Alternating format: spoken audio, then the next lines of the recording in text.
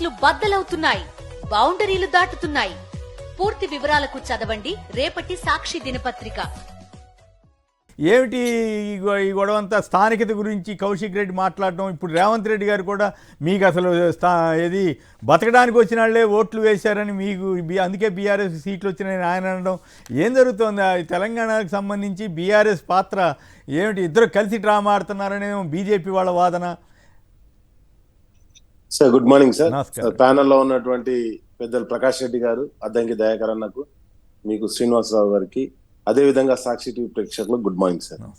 First of all నిన్న ఏదైతే జరిగినటువంటి సంఘటన కూడా అంతా కూడా ఎప్పుడైతే పిఎస్సి చైర్మన్ గా అంటే కోర్టు తీర్పు వెలువడ్డ రోజే, కోర్టు ఏదైతే ఈ ముగ్గురి మీద ఆల్రెడీ కోర్టులో కేసు వేసామో, ముగ్గురు ఎమ్మెల్యేల మీద నిర్ణయం తీసుకోండి అని చెప్పేసి కోర్టు ప్రకటించిన వెంటనే అదే రోజు పిఎస్సి చైర్మన్ డిక్లేర్ చేసి, కోర్టు తీర్పుతో మాకేంటి, కోర్టులను కూడా మేము పట్టించుకొని బేఖాతరు చేస్తామని చెప్పేసి కాంగ్రెస్ పార్టీ ప్రకటించడానికి జరిగినటువంటి కుట్రలో భాగమే మొన్న జరిగినటువంటి చైర్మన్ పదవి సార్. నెంబర్ 1. నెంబర్ 2, దానికి ప్రతిపక్ష నాయకునికి ఇవ్వాలి.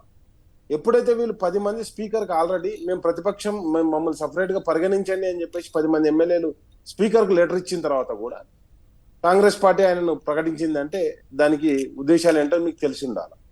కాబట్టి ఖచ్చితంగా నాకు తెలిసి అట్లా నామినేషన్ అదే పేర్లు అపోజిషన్ పార్టీ పేర్లు లేని వ్యక్తులకి జనరల్గా అసలు సభ్యత్వం ఎవరు, ఏకంగా పిఎస్సి చైర్మన్ చేశారు సార్. చైర్మన్ చేసిన తర్వాత అంటే మీరు చేసినవి అన్నీ ఉన్నాయి కదా. కేసీఆర్ గారి టైంలో మీరు కూడా అదే చేశారు కదా. తలసాని శ్రీనివాస్ యాదవ్కి మంత్రి పదవి ఇవ్వటం, అదే అనేక మందిని చేర్చుకోవటం, విలీనం అనటం, ఈ డ్రామాలని మీరు నడిపారు. కాబట్టి ఇప్పుడు ఆయన టిట్ ఫర్ టాట్ అంటున్నాడు. సార్ నేను ఏమంటున్నా అంటే, ఇప్పుడు ఏదైతే పిఎస్సి చైర్మన్ వరకు మనం పరిగణనలోకి తీసుకున్నప్పుడు, ఆ పిఎస్సి చైర్మన్ ఎప్పుడైతే ఇచ్చారో, ఇచ్చిన తర్వాత ఆయన పెట్టినటువంటి ప్రెస్ మీట్ ఏంటి, నేను ఇంకా బీఆర్ఎస్ లోనే ఉన్నాను, నేను బీఆర్ఎస్ పార్టీ ఎమ్మెల్యేనే అని చెప్పేసి గాంధీ గారు ప్రకటించడం జరిగింది. ప్రకటించిన తర్వాత ఏమన్నానంటే, మీ ఇంటి మీద బీఆర్ఎస్ జెండా ఎగిరేయండి, మీరు వచ్చి బీఆర్ఎస్ భవన్ లో ప్రెస్ మీట్ పెట్టండి అనే కదా ఇక్కడ ప్రధాన చీరలు పంపటం, స్థానికత గురించి ప్రశ్నించడం. సార్ స్థానిక గురించి ప్రశ్నించింది ఫస్ట్ గాంధీ గారు సార్. కౌశిక్ రెడ్డి గారిని అసభ్య పదాలతో దూషిస్తూ హుజురాబాద్ నుంచి ఇక్కడికి వచ్చినవి నువ్వేంద్ర నాకు చెప్పేది అని చెప్పేసి ఎప్పుడైతే గాంధీ గారు డైరెక్ట్ గా ప్రెస్ మీట్ పెట్టి తిట్టడం జరిగిందో, జరిగిన క్రమంలో నువ్వు కూడా ఏడికేంచి వచ్చినావు అని చెప్పేసి అన్నాడు తప్పితే ఆయన కౌశిక్ రెడ్డి గారు ఎవరిని వ్యక్తిగతంగా దూషించలేదు సార్. నెంబర్ 2, ఫస్ట్ దూషించింది గాంధీ. కానీ ఈ రోజు ఉన్నటువంటి కొన్ని ప్రధాన మీడియా ఛానల్ ఏదైతే టీడీపీకి అనుకూలంగా ఉన్నాయి అన్ని కూడా ఈరోజు కాంగ్రెస్ కి అనుకూలంగా మారిపోయినాయి. కాబట్టి ఆ ఛానల్ అన్ని కూడా ఈ రోజు కౌశిక్ రెడ్డి గారి మీదకి వ్యక్తిగత ఆరోపణలు చేశారని చెప్పేసి పంపించడం జరుగుతుంది. నెంబర్ 2. నెంబర్ 3 వచ్చేసి నేను ఏమంటున్నా అంటే, ఒకవేళ స్పీకర్ గారు కూడా అది యాక్సెప్ట్ చేసి ఉంటే, అంటే యాక్సెప్ట్ చేస్తే దేశం మొత్తంలో బీజేపీ కాంగ్రెస్ పార్టీలో ఏదైతే వ్యవహరిస్తుందో అది కూడా కరెక్ట్ అన్నట్టే కదా సార్. మరి ఇప్పుడు కాంగ్రెస్ పార్టీ ఏదైతే పాంచనాయాన్ని పెట్టేసి కంప్లీట్ గా 10th షెడ్యూల్ ను నేను అమలు చేస్తా, లేకపోతే అసలు పార్టీ ఫిరాయింపు జరగంగానే ఆయన మెంబర్షిప్ రద్దయ్యేటట్టు నేను చూస్తా అని చెప్పేసి రాహుల్ గాంధీ గారు ఏదైతే తమ మేనిఫెస్టోలో పెట్టి దేశం మొత్తం తిరిగారో, ఈ రోజు రేపు రాబోయే ఎలక్షన్ లో కూడా అదే మేనిఫెస్టో పట్టుకొని తిరుగుతున్నాడు. ఇంకో చేతిలో రాజ్యాంగాన్ని పట్టుకొని తిరుగుతున్నాడు. అంటే రాజ్యాంగాన్ని ఉల్లంఘించినట్టే, ఆయన చెప్పినటువంటి మేనిఫెస్టోని కూడా ఆయన ఉల్లంఘించినట్టే కదా సార్. కాబట్టి కాంగ్రెస్ పార్టీ ఏ నీతితో ముందుకు పోతుందని చూడాలి. అండ్ నెక్స్ట్ వచ్చేసి, ఇంతకుముందు ఒక కాలర్ అన్నట్టుగా ఏదైతే గతంలో సార్ నేను చెప్తున్నాను సార్, మా ఉస్మానియా యూనివర్సిటీలో అంటే తెలంగాణ ఉద్యమం నడిచేటప్పుడు ఫైరింగ్ జరిగినప్పుడు కూడా మా ఇంజనీరింగ్ కాలేజీలో ఏ రోజు ఎగ్జామ్ ఆగలేదు సార్, ఏ రోజు క్యాంపస్ రిక్రూట్మెంట్ ఆగలేదు సార్, హైటెక్ సిటీ ఏ రోజు బంద్ కాలేదు సార్. ఈ రోజు జరుగుతుంది ఏంటి సార్?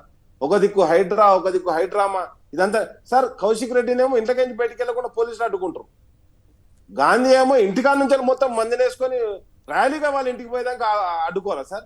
ఏం జరుగుతుంది సార్ ఈ హైదరాబాద్ లో? అంటే వాంటెడ్లీ హైదరాబాద్ లో ఉన్నటువంటి శాంతి భద్రతలను డిస్టర్బ్ చేయడం ద్వారా ఈ రోజు ఏం చేయాలనుకుంటారో స్పష్టంగా కనిపిస్తుంది. అండ్ నెక్స్ట్ వచ్చేసి ఈ గాంధీ కావచ్చు, ప్రకాష్ రెడ్డి కావచ్చు, లేకపోతే గూడెం మైపాల్ రెడ్డి గారు కావచ్చు, వీళ్ళు ముగ్గురు కూడా చంద్రబాబు నాయుడుని కలిసిన తర్వాతనే కాంగ్రెస్ పార్టీలో జాయిన్ కావడం జరిగింది సార్.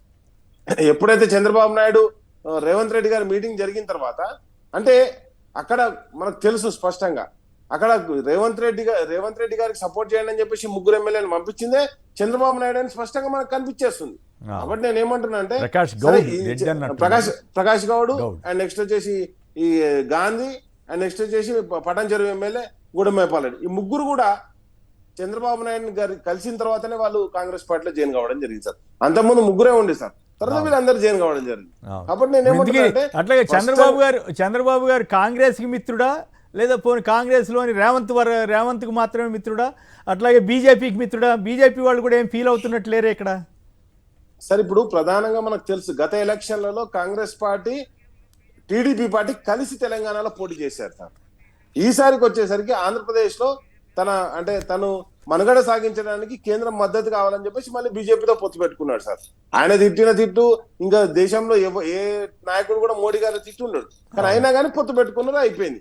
అయితే నేనేమంటున్నానంటే ఇక్కడ జరుగుతుంది మాత్రం కంప్లీట్ గా ఏదైతే బీజేపీ ఇప్పుడు బీజేపీని ఒక నిమిషం పక్కన పెడితే టీడీపీ కాంగ్రెస్ టీడీపీ అంటే ఒరిజినల్ కాంగ్రెస్ కాదు, ఇది కాంగ్రెస్ టీడీపీ కలిసి ఆడుతున్నటువంటి నాటకంగా కనిపిస్తుంది. ఇక్కడ ఏంటంటే అక్కడ వరదలు వస్తే అవేమో బోట్ల మీదకి డైవర్ట్ చేయడానికి, ఇక్కడేమో అసలు రైతు రుణమాఫీ కావచ్చు, రైతు బంధు కావచ్చు, లేకపోతే ఏ విధమైనటువంటి పథకాలు అమలు చేయాలనేటువంటి దుస్థితిలో ఉన్నటువంటి టీడీపీ కాంగ్రెస్ పార్టీ ఇక్కడ కూడా డైవర్షన్ పాలిటిక్స్ నడిపిస్తుంది సార్.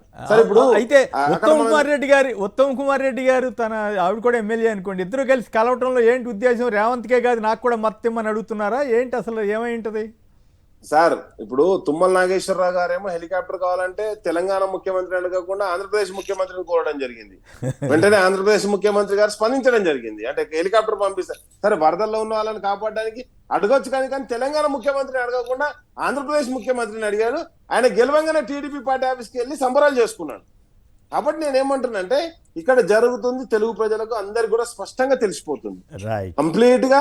ఇక్కడ జరుగుతున్నాయని కూడా డైవర్షన్ పాలిటిక్స్ అక్కడ జరుగుతున్నాయి అవే, ఇక్కడ జరుగుతున్నాయి అవే. కాబట్టి ఈ రెండింటిని చూసినప్పుడు అక్కడ బోట్లు పంపించేసి ఏదో ఆ బోట్లకు 4 రోజులకు తెలిసిందట బోట్లకు వైసీపీ కలర్ ఉందని చెప్పేసి, ఇక్కడనేమో హైడ్రాను లేకపోతే ఇక్కడ ఏది ప్రతిపక్షంలో ఆయనకి ఇస్తామని చెప్పేసి. సరే ఇక్కడ కంప్లీట్ గా మనకు ఏదైతే పార్లమెంటరీ యాక్ట్ ఉందో దాని ప్రకారం ఉన్నాడు. ఒకటే చెప్తున్నా, కాంగ్రెస్ పార్టీ ఇదే కరెక్ట్ అని ముందుకు పోతా అంటే అది దేశం మొత్తంలో కూడా బీజేపీ కూడా అదే విధంగా పోతుంది కావచ్చు. చూద్దాం మరి ఏం జరుగుతుందో దేశం మొత్తంలో. ఇంకొక మాట చెప్పండి, హైడ్రా వల్ల నష్టం జరుగుతుందా లాభం జరుగుతుందా? ఆయన చెరువులను రక్షిస్తున్నానేమో రేవంత్ రెడ్డి గారు గట్టిగా చెబుతున్నారు సార్. హైడ్రా అయితే ఆయనే గతంలో దాన్ని తప్పుపట్టారు, కోల్చడాన్ని తప్పుపట్టారు. ఇప్పుడు మీరు ఆ వీడియో కూడా చూశారు కదా. ఓకే సార్, 10 years ఇక్కడ ఉన్నటువంటి శాంతి భద్రతలన్నీ కూడా గవర్నర్ గారి ఆధీనంలో ఉండే సార్. గతంలో ఇదే చంద్రబాబు నాయుడు గారు మేము హైదరాబాద్ లో పోలీస్ స్టేషన్లు పెడతామని కూడా ఛాలెంజ్ చేసినటువంటి దాఖలాలు మనకు తెలుసు. కాబట్టి 10 సంవత్సరాలు ఉన్నది అని చెప్పేసి దాంతో మనం ఎక్కడికక్కడ కంట్రోల్ చేస్తూ సార్ 2014లోనే ప్రభుత్వం రాగానే చెరువుల పరిరక్షణకు పూనుకున్నారు సార్ మా బీఆర్ఎస్ ప్రభుత్వం, కేసీఆర్ గారి ప్రభుత్వం.